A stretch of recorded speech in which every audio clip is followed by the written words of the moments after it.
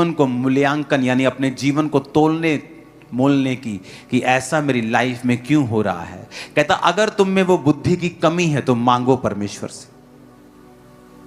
अगर तुम वो बुद्धि मांगोगे तो परमेश्वर तुम्हें देगा कि प्रभु मुझे बुद्धि दे, मैं नहीं समझ पा रहा हूं कि मेरे जीवन में जो दुख हैं वो किस लिए हैं, मैं इन चीजों से क्यों गुजर रहा हूं, क्यों गुजर रही हूं।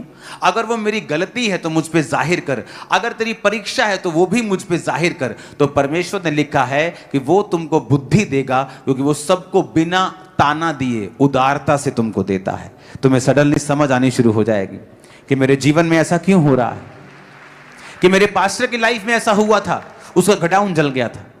इस सेवकाई को शुरू करने से पहले मैं ऐसी भयंकर बीमारी से होकर गुजरा और मुझे मालूम भी नहीं था कि मैं कभी चल भी पाऊंगा या सेवा कर पाऊंगा कि नहीं। मसीह में आने के बाद, बपतिस्मा लेने के बाद, पवित्र आत्मा पाने के बाद ये सब कुछ हो रहा था। वेरी स्ट्रेंज, समझ से परे था, कोई साथ नहीं था। बहुत से मसीह लोग भी दुश्मन हो गए थे जब मालूम पड़ा था कि मैंने सेवकाई करनी है। घर वालों को बता नहीं सकता था, नया नया मसीह था, वो मुझसे लड़ते थे। ना दोस्त था, ना बाहर था, ना अंदर था। सब तरफ से ऐसा लगता था कि मैं अकेला पड़ गया हूं। और वो राइट टाइम था, क्योंकि उस समय मेरा कोई, आज वो सारे दोस्त जो मेरे पक्के दोस्त थे मेरी जिंदगी में वापस आ चुके हैं।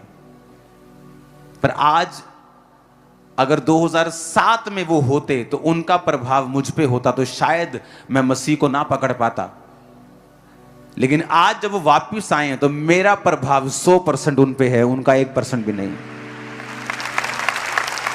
ऐसा क्यों हुआ मेरे साथ 2007 में कि कोई मेरे पास नहीं है, ना घर, ना बाहर, ना दोस्त। जो थे वो भी दुश्मन बन गए कि अच्छा इसको अपनी सेवकाई शुरू कैसे करनी। और प्रभु ने कहा था मैं तुझे ये चर्च दूंगा। तो होता क्या था, जब शाम में मेरे पास कोई काम नहीं होता था, अपना बिजनेस कर लिया, अब ना कोई दोस्त है ना कोई कुछ, ने घर में मैं ऐसे काम करता जैसे मैनेजर आता है बाहर से, उसको कोई मतलब नहीं है, वो महीने बाद अपनी पॉकेट मनी लेता है, उसने क्या खाया है, कहाँ वो जाएगा शाम को, उसका हार्ट क्या है, उसका दिल क्या है, वो उदास क्यों है, कोई मतलब नहीं था किसी को। और वो समय होता था जब अकेला मैं होता था और अर्नियस मॉल जी के सॉन्ग होते थे और सॉन्ग्स होते थे जो शाम को 6 बजे मैं बैठता था, रात के 12 बजे उठता था। वो समय था जब परमेश्वर ने मुझे बनाया और मुझे वो बुद्धि दी कि तेरे साथ जो हो रहा है उसका एक आत्मिक रीजन है, कारण है। और उन दिनों का जो मसा था, आज आप वो दिनों का मसा देख रहे हो, वो दिनों का।